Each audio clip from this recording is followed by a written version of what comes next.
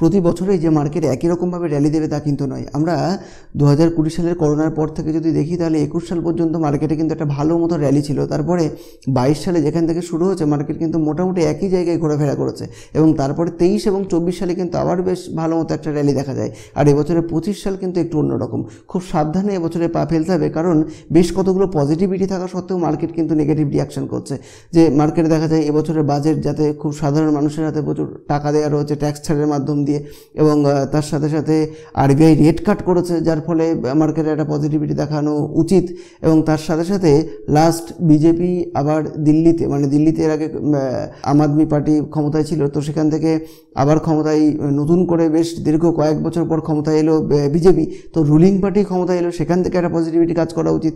সেদিন অনেকেরই মনে হয়েছিল যে আজকে মার্কেট গ্যাপ আপ খুলবে, কিন্তু উল্টে সেখানে কিন্তু গ্যাপ ডাউন দেখা গেল।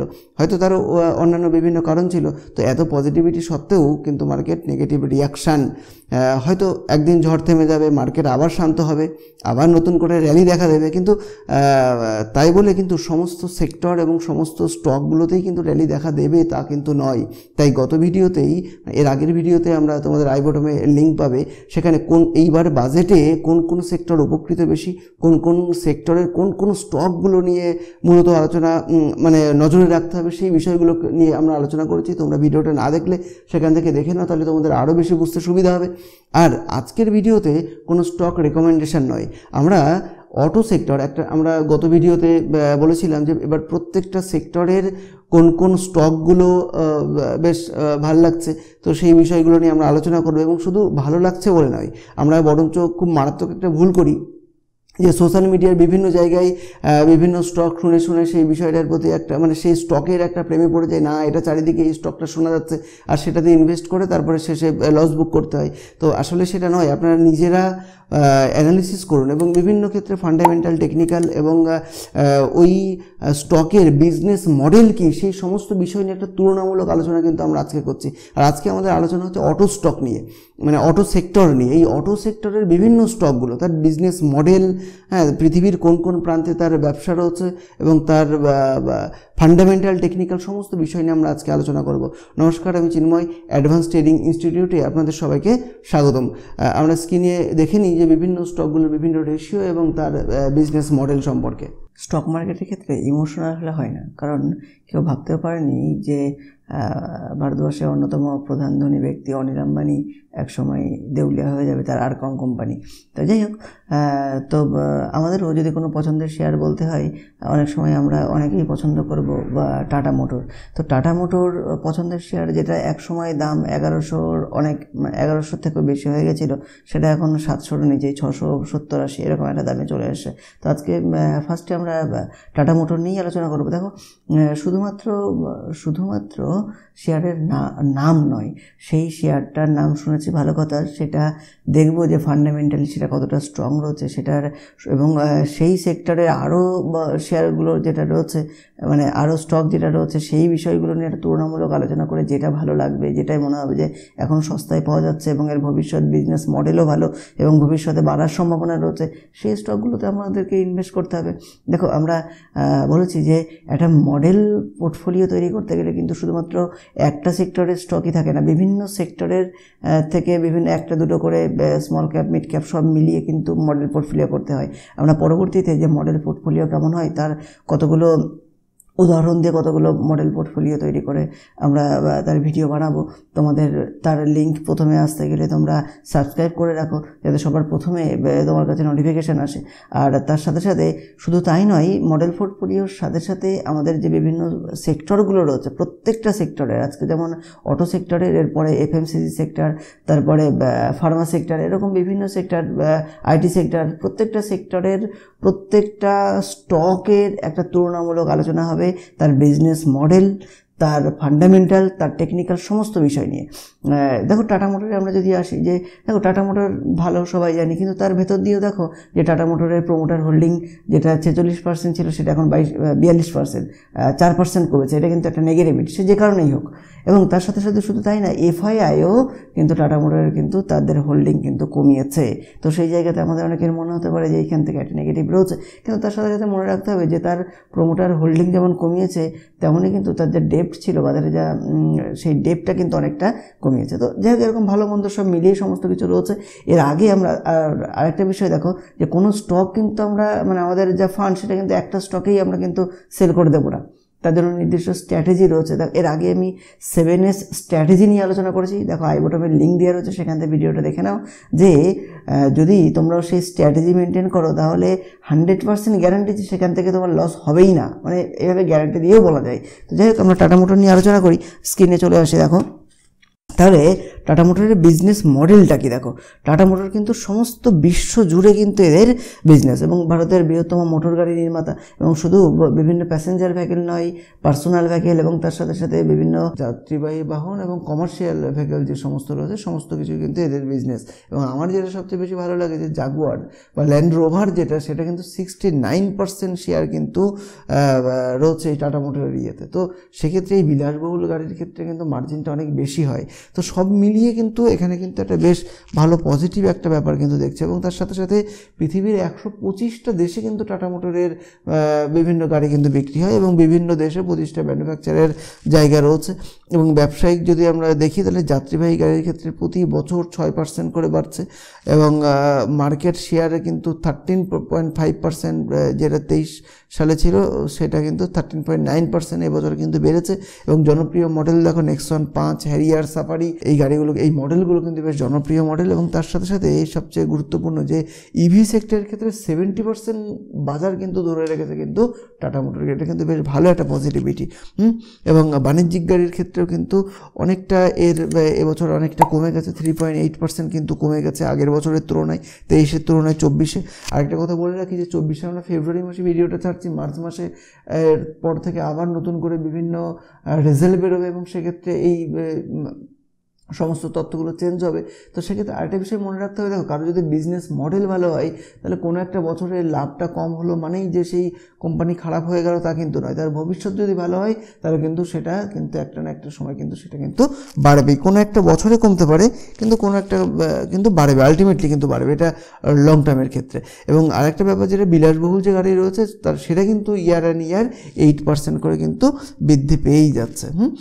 ভবিষ্যতে কিন্তু ইভির ক্ষেত্রে বেশ ভালো পরিকল্পনা রয়েছে। জাগুয়ার ল্যান্ড রোভারের ক্ষেত্রে 3.5 বিলিয়ন আরও বিলিয়নের পরিকল্পনা রয়েছে এবং নতুন উৎপাদন রয়েছে।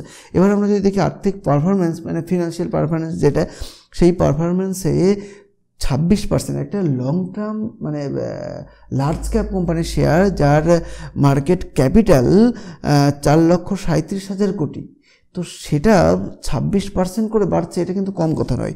হ্যাঁ, এবং সেক্ষেত্রে আমরা যদি দেখি এবিডিটা সেটা 87%, মানে অপারেটিং মুনাফা যেটা বলে, নেট প্রফিট যেটা সেটা কিন্তু অনেকটা বেশি। গত 23 সালে যেটা 2,689,000 কোটি টাকা ছিল সেটা কিন্তু এবারে 31,806 কোটি টাকা। তো সব মিলিয়ে দেখো এই রেশিওটা, রেভিনিউটা অনেকটা কমে গেছিলো, সেখান থেকে কিন্তু বেড়ে গেছে, এবং সমস্ত কিছুর ক্ষেত্রে একটা কমে গেছিলো সেখান থেকে কিন্তু বাড়ছে। এর পরবর্তীতে যদি আমরা দেখি যে এর পি রেশিও, যে দেখো কোনো স্টক সেটা দাম কম না বেশি সেটা কিন্তু তার প্রাইস, বর্তমান মার্কেট প্রাইস কত রয়েছে তার উপর ডিপেন্ড করে না। কোনো একটা শেয়ার হতেই পারে তার মার্কেট প্রাইস বর্তমানে 10,000 টাকা, কিন্তু সেটা ডিপেন্ড করে যে সেটা সস্তায় পাওয়া যাচ্ছে কি না, সেটা কিন্তু ডিপেন্ড করে তার পি রেশিওর ওপরে। কোনো শেয়ার 10,000 টাকা, আবার কোনোটা 1,000 টাকা, কিন্তু ওই পি রেশিওটা কত রয়েছে এবং তার সেক্টরের উপরে একটা গড় হিসেব করে কিন্তু এটা হয়।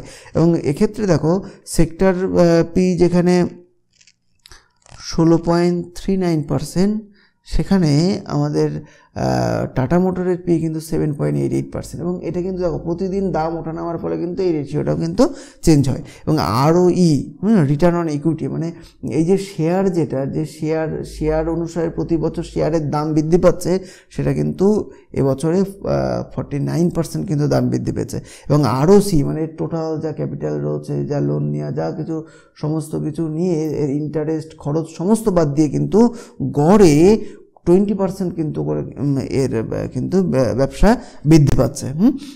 সব মিলিয়ে দেখো বেশ ভালো রয়েছে। ডেপ্ট কিন্তু রয়েছে, দেখো এই ডেপ্টটা কিন্তু গুরুত্বপূর্ণ বিষয়, 1.05 এটা 1-এর নিচে যত থাকে ততই বেশি ভালো হয়, পি রেশিও যত কম থাকে তত ভালো হয়, আরওই আরওসি যত বেশি হয় তত বেশি ভালো হয়।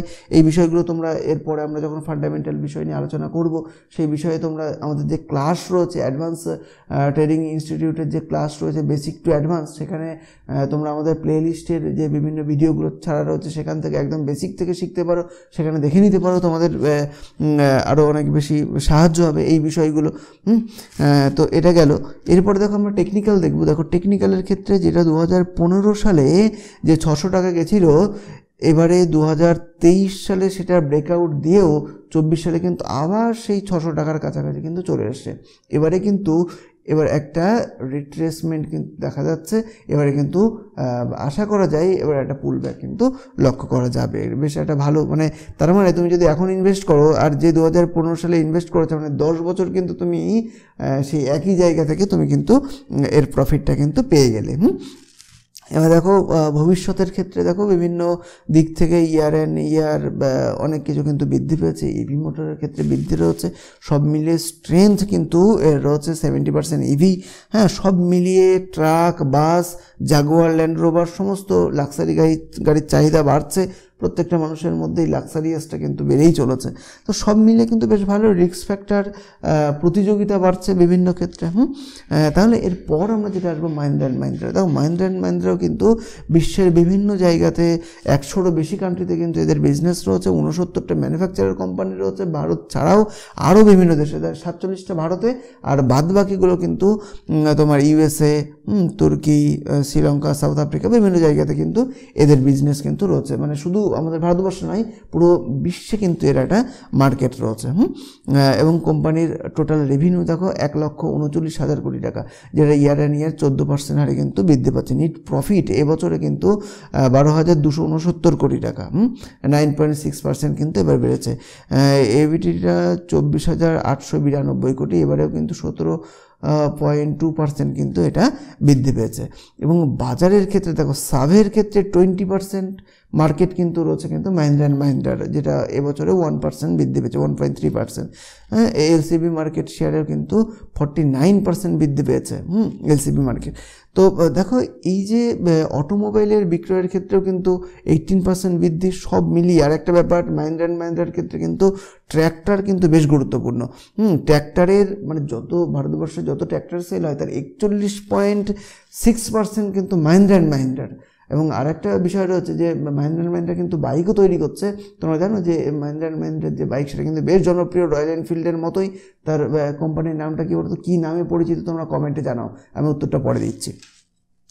এবার দেখো মাহিন্দ্রা অ্যান্ড মাহিন্দ্রার ক্ষেত্রে ইলেকট্রিক ভেহিকল তৈরি করছে এরা, ইভির ওপরে গুরুত্ব দিচ্ছে, এবং 61% কিন্তু এবছরে কিন্তু এটা ইভির ক্ষেত্রে অনেকটা বৃদ্ধি পেয়েছে। এবং 9.8 বিলিয়ন কিন্তু আরও বিনিয়োগ কিন্তু করতে চলেছে।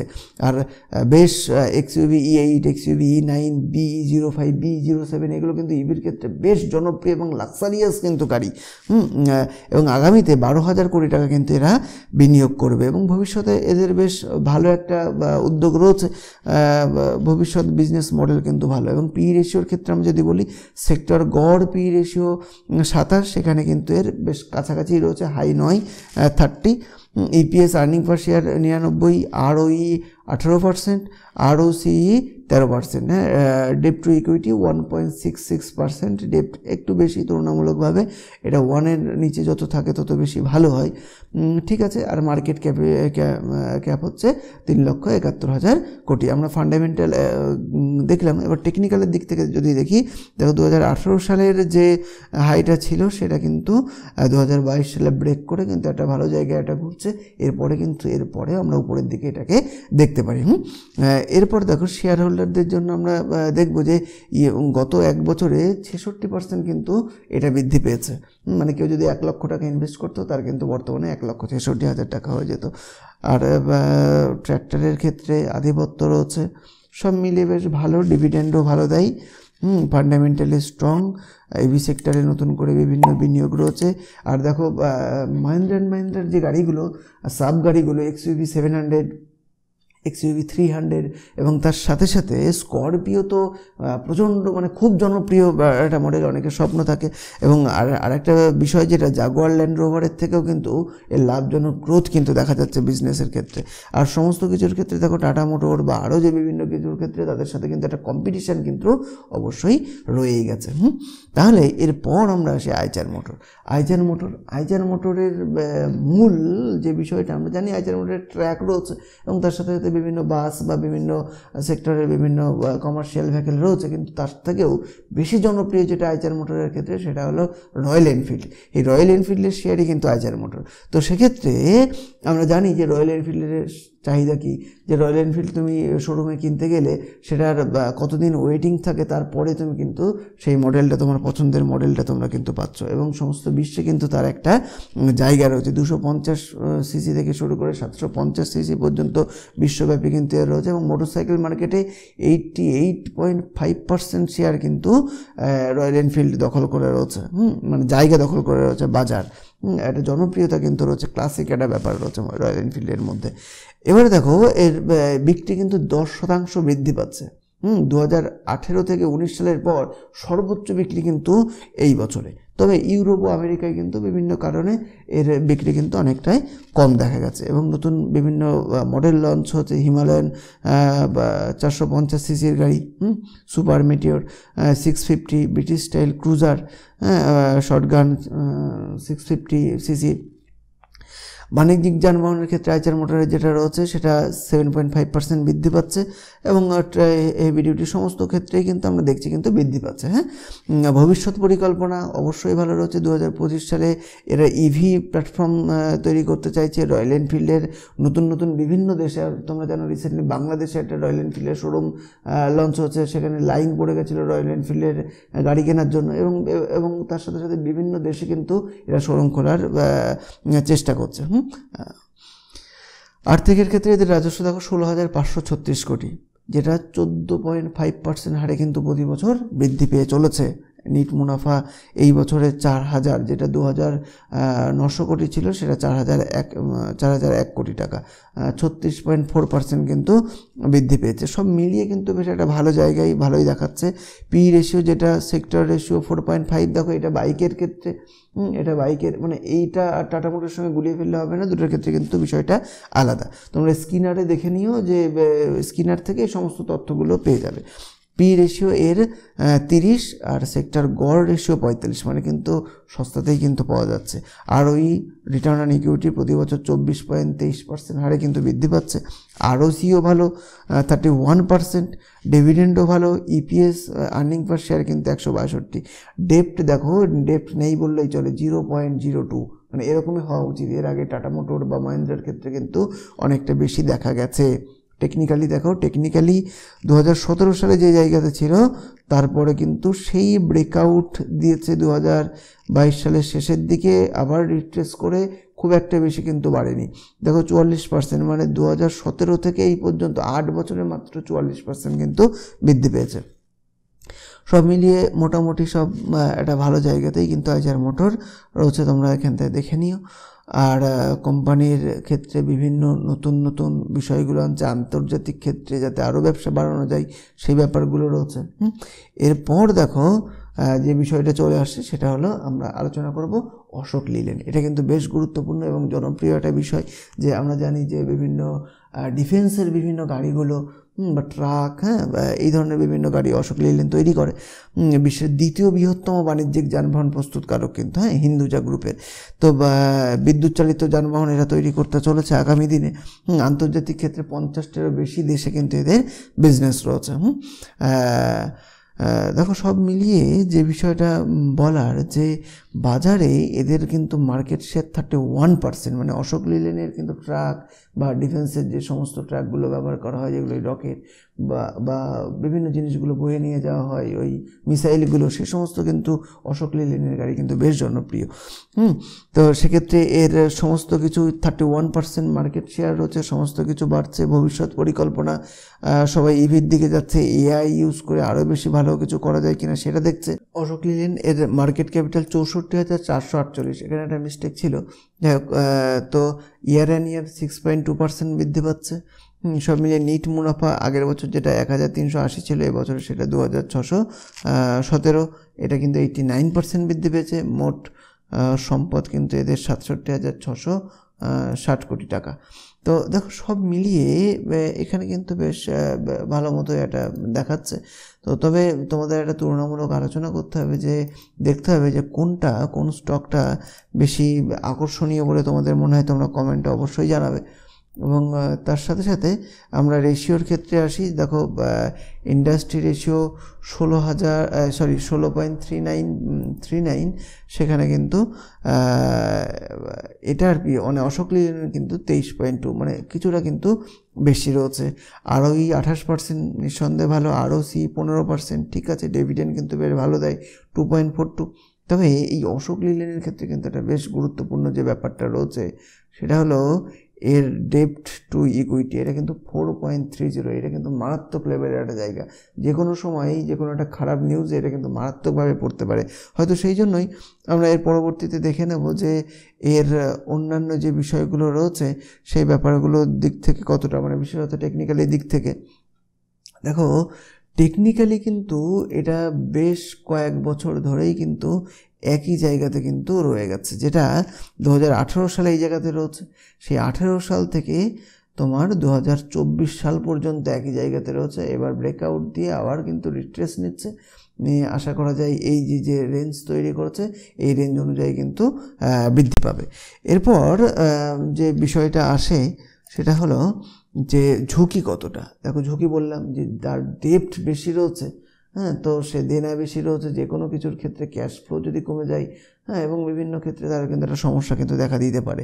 তবে এর বিজনেস মডেল কিন্তু ভালো, সব যেভাবে বাড়ছে, হ্যাঁ, এর চাহিদা যেভাবে বাড়ছে, বাজার যেভাবে বাড়ছে, সব মিলিয়ে কিন্তু অন্যান্য সমস্ত বিষয় কিন্তু ভালো। শুধু ওই ইয়ের দিক থেকে কিন্তু, মানে ডেপ্টের দিক থেকে খারাপ। এরপর যেটা আসছে, এটা আমাদের কাছে অনেকের কাছেই বেশ জনপ্রিয় কোম্পানি, মারুতি সুজুকি। এই মারুতি সুজুকি কিন্তু মানে অ্যাকচুয়ালি জাপানের কোম্পানি, তো আমাদের ভারতবর্ষে প্রচুর সস্তায়, অন্যান্য গাড়ির তুলনায় বেশ সস্তায় কিন্তু মারুতি সুজুকি কিন্তু গাড়ি দেয়।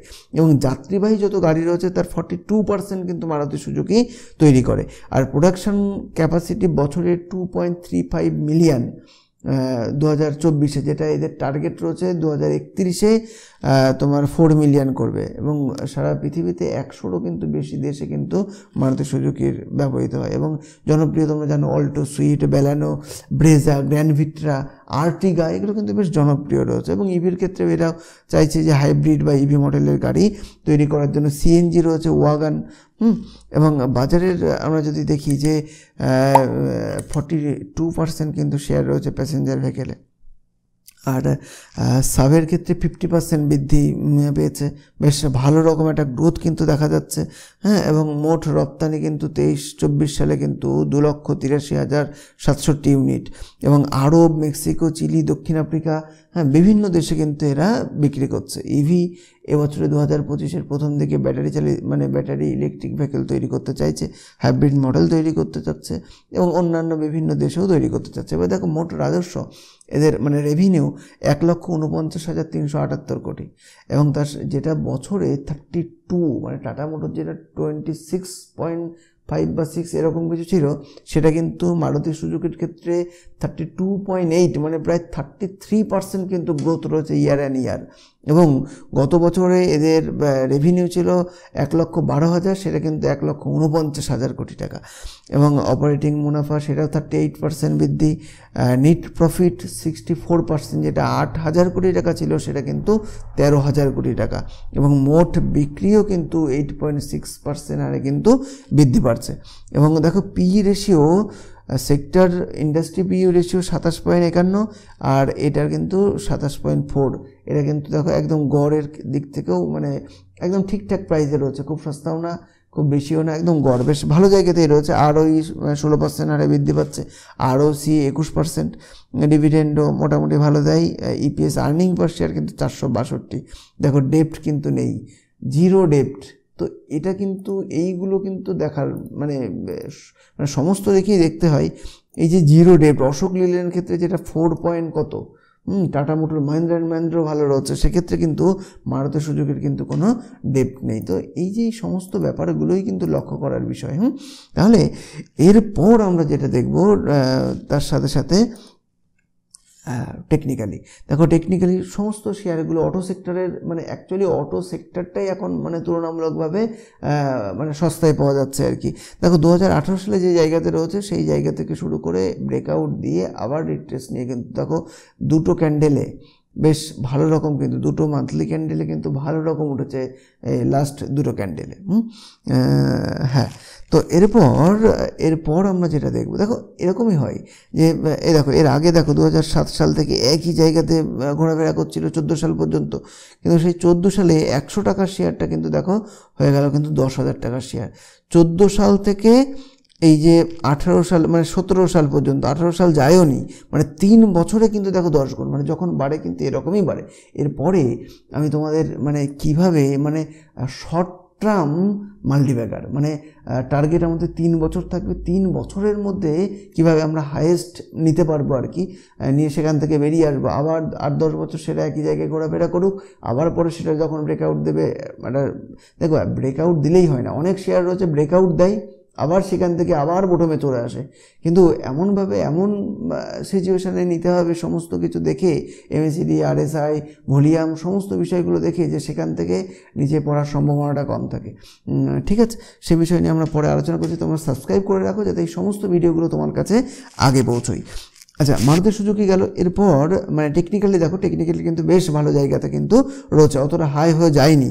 এরপর দেখো ঝুঁকি বিভিন্ন ক্ষেত্রে দেখো রয়েছে, জিনিসপত্রের দাম বাড়া, ট্যাক্স বাড়া, বিভিন্ন ক্ষেত্রে একটা ঝুঁকি কিন্তু মার্কেটে থাকেই, তবে সব মিলিয়ে এদের ভবিষ্যৎ কিন্তু বেশ ভালো একটা জায়গায়। এবার নতুন আমরা যেটা চলে আসবো সেটা হলো সরাসরি এরা কোনো গাড়ি বিক্রি করে না, এরা হচ্ছে বিভিন্ন গাড়ির পার্টস তৈরি করে, সেটা হলো মাদারসান। দেখো এটা একটা লার্জ ক্যাপ কোম্পানি, এবং তার সাথে সাথে সমস্ত ভারতের বিভিন্ন যে কোম্পানিগুলো রয়েছে তাদের বিভিন্ন পার্টসপত্রগুলো এবং ভেতরের ইন্টেরিয়ার বা মিরর বা ক্যামেরা, মানে পেছনের ফ্রন্ট ক্যামেরা, মানে ড্যাশবোর্ডের যে ক্যামেরা লাগানো হয় বা পেছনে যে ক্যামেরা থাকে সেই সমস্ত ট্যামেরাগুলো তৈরি করে এরা, এবং ভবিষ্যতে আরও যাতে মানে ইলেকট্রিক্যাল ব্যাটারি এই জাতীয় বিভিন্ন কিছু তৈরি করা যায় সেই দিকে এরা নজর রাখছে। তার সাথে সাথে দেখো বিভিন্ন ওয়্যারিং হার্নেসের সিস্টেমের বিভিন্ন মানে অটোমোটিভ যে ওয়্যারিং, যে ইলেকট্রিক সংযোগের যে বিভিন্ন ব্যাপারে বিজনেস মানে জিনিস তৈরি করে এবং এরা সেইগুলো সাপ্লাই দেয়। তার সাথে সাথে ভবিষ্যতে এরা ইভি সেক্টরের প্রতি ব্যাটারি বা আরও যে এআই ফেসিলিটি এই সমস্ত ব্যাপারগুলো কিন্তু তৈরি করছে। আর 2040 সালের মধ্যে এরা নেট জিরো কার্বন এমিশন লক্ষ্যমাত্রা কিন্তু এরা রেখেছে। তার মানে কি ভবিষ্যৎ আমরা যেটা নির্মল সবুজ পৃথিবী, কার্বন ডাইঅক্সাইড যাতে কমে যায় সেই সমস্ত পরিবেশ সচেতনার দিকে নজর রাখছি, সেই সমস্ত ব্যাপারে কিন্তু এরা অনেক বেশি আপডেট বলে কিন্তু আমাদের মনে হচ্ছে। দেখো এদের মার্কেট ক্যাপিটাল 90,000 কোটি টাকা মতো, তো এখানে একটু মিস্টেক রয়েছে, এদের মার্কেট ক্যাপিটাল হচ্ছে 90,000 কোটি টাকা। তো সেই জায়গা থেকে যেটা গত বছরে কিন্তু বেশ কম ছিল, এই বছরে কিন্তু 25% বৃদ্ধি পেয়েছে। অপারেটিং মুনাফা হচ্ছে 40%, নিট মুনাফা যেটা গত বছর 1,670 কোটি টাকা ছিল সেটা কিন্তু এই বছরে 3,000 কোটি টাকা, মানে অনেকটা 82% বৃদ্ধি পেয়েছে, এবং টোটাল অ্যাসেটও কিন্তু 37% কিন্তু এটা বৃদ্ধি পেয়েছে। তাহলে সব মিলিয়ে কিন্তু আমরা কিন্তু একটা বৃদ্ধির দিকেই কিন্তু এটাকে আমরা দেখতে পাচ্ছি। তাহলে এরপর দেখো এর পি রেশিও, যেটা সেক্টর পি 25.55, সেখানে এর পি রেশিও 23.8, আরওই 11.8%, আরওসি 13.7% মোটামুটি রয়েছে। এগুলো অতটা নেই, কিন্তু আবার দেখো ডেপ্টের ক্ষেত্রে কিন্তু অতটা ডেপ্ট নেই, একের কিন্তু নিচেই রয়েছে 0.78। তোমাদের বলছি একের নিচে থাকলে সেটা কিন্তু বেশ ভালো সব মিলিয়ে। তবে এর যে মানে পি বা অন্যান্য সমস্ত দিক থেকে যদি বলো, এর কিন্তু বেশ একটা ভালো আকর্ষণীয় জায়গাতেই রয়েছে। আর সবচেয়ে বেশি আকর্ষণীয় জায়গাতে কিন্তু রয়েছে সেটা হলো এর টেকনিক্যাল দিক থেকে। দেখো তুমি 2018 সাল মানে 17 ডিসেম্বর নাগাদ যে প্রাইসে ছিল, এখন কিন্তু তুমি সেই প্রাইসে পাচ্ছ। এরপর একটা পুল ব্যাক কিন্তু এই যে ব্রেকআউট দিয়েছে, ব্রেকআউটে দিয়ে এবার কিন্তু একটা পুল ব্যাক কিন্তু আমরা আশা করতেই পারি। দেখা যাক, দেখো এরপর আমরা দেখব যে এর ভবিষ্যৎ পরিকল্পনাটা কী রয়েছে বা ঝুঁকি কতটা রয়েছে। দেখো লং টার্মের ক্ষেত্রে ঝুঁকি খুবই কম, কারণ এদের চিন্তাভাবনা কিন্তু একটা অন্য লেভেলের এআই ফেসিলিটি নিয়ে এরা ভাবছে। এরা যাতে আরও বেশি মানে ইলেকট্রিকের দিকে করা যায়, দূষণমুক্ত কীভাবে করা যায় সেই সমস্ত পার্সপত্রের দিকে ভাবছে। তো সব মিলিয়ে কিন্তু বেশ একটা পজিটিভিটি কিন্তু আমরা মাদারসানের মধ্যে কিন্তু অবশ্যই আমরা দেখতে পারি। তাহলে এই যে সব মিলিয়ে এই যে অটো সেক্টরের সরাসরি অটো এবং তার পার্টস তৈরি করে যে 6টা স্টক নিয়ে আমরা আলোচনা করলাম, তোমাদের সবচেয়ে পছন্দের কোনটা সেটা কমেন্টে জানাও। আর মাহিন্দ্রা অ্যান্ড মাহিন্দ্রার জাভা, JAWA, জাভা যেটা আমরা বলি অনেক সময়, সেটা কিন্তু মাহিন্দ্রা অ্যান্ড মাহিন্দ্রার, সেটাও কিন্তু বেশ জনপ্রিয়। তো তাহলে তোমরা তোমাদের পছন্দ মতো যেটা সেই স্টকটা তোমরা সিলেক্ট করে রাখো। দেখা হচ্ছে এর পরের সেক্টর নিয়ে পরের ভিডিওতে।